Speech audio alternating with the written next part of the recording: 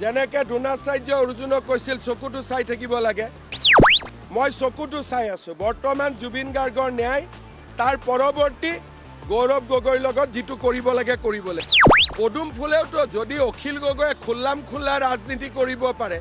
BJP অমৰ হক লিখিব নোৱাৰে নেকি আটাইতকৈ বিজেপিৰ সদস্যসকল হল প্ৰকৃত অনুৰাগী আৰু যিবিলাক মিয়া মুছলমান এতিয়া আগবাঢ়ি আহিছে তেওঁলোকতো জীৱনকালত কেতিয়াও জুবিনৰ অনুৰাগী নাছিলে কোনোবা এটা মিয়া মুছলমানৰ ধৰ্ম সভাত জুবিনৰ ফটো দেখিছে নেকি 10 ডিসেম্বৰৰ পিছত মোৰ মুখখন যেতিয়া খুলিব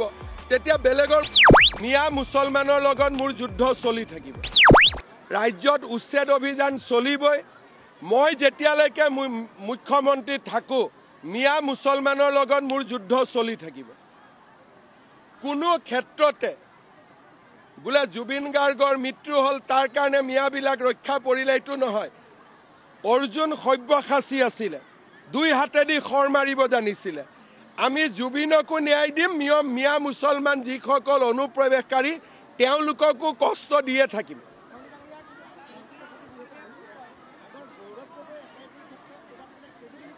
কত ক্ৰেডিবিলিটি লছ আছে মই সময় জানো তো ৰাজনীতি মই শিকা আছে তো আপুনি বিচাৰে যে জুবিন গাৰ্গৰ ঘটনাৰ সন্মুখত মই সেই এসআইটি ৰিপৰ্টখন দিও যাতে আপোনালোকে ক'ব যে ইস্যু ডাইভাৰ্ট কৰিছে আপোনালোকে খাব হৈও খুটে বেজ হৈও জুৰে গতিকে এতিয়া অসমৰ মানুহে ন্যায় বিচাৰি আছে এতিয়া গৌৰৱ গগৈক লৈ চিন্তা কৰা নাই 10 ডিসেম্বৰত জুবিনক ন্যায় প্ৰদান কৰি তাৰ পিছত আমি গৌৰৱ গগৈৰ ফালে যাম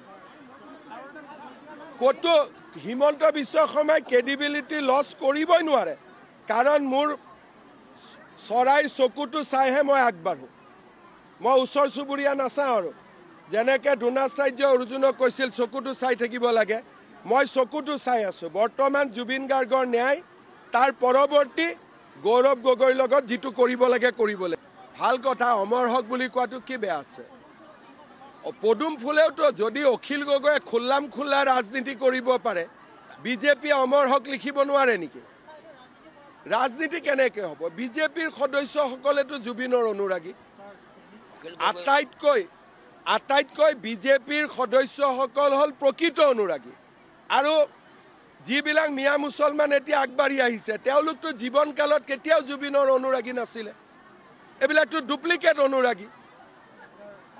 হয়নে নহয় এতিয়াও আমিতো পূজা সভাত সকলোৰে জুবিনৰ ফটো ৰাখো কোনোবা এটা মিয়া মুছলমানৰ ধৰ্ম সভাত জুবিনৰ ফটো দেখিছে নেকি ধৰ্ম সভাবিলাক যে হৈ গৈছে সেইকাৰণে মোৰ মুখ খুলিয়াব নালাগে 10 ডিসেম্বৰলৈকে মোৰ মুখখন অলপ বন্ধ আছে 10 ডিসেম্বৰৰ পিছত মোৰ মুখখন যেতিয়া খুলিব তেতিয়া বেলেগৰ